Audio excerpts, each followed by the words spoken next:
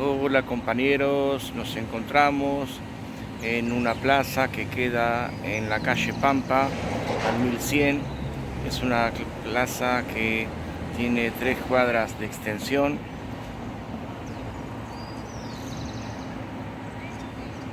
Muy bonita para recorrer y relajarse.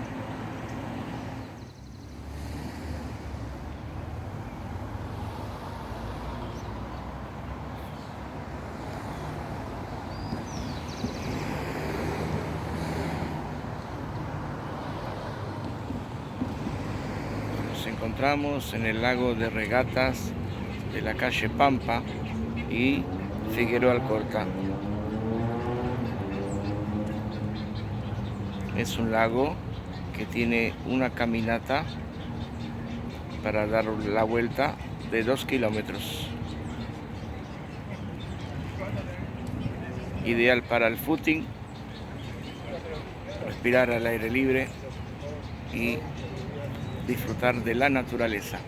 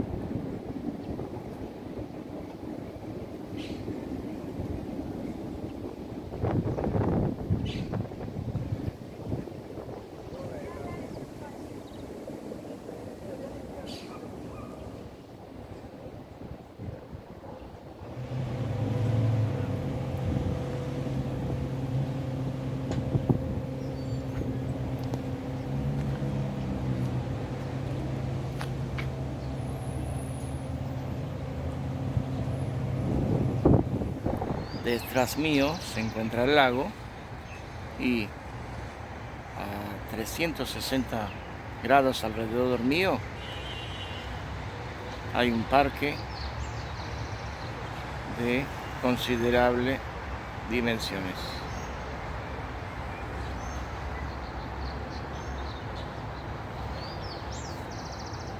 Este parque llega hasta el Rosedal de Palermo, que a su vez en el Rosedal de Palermo nos vamos a encontrar con otro lago.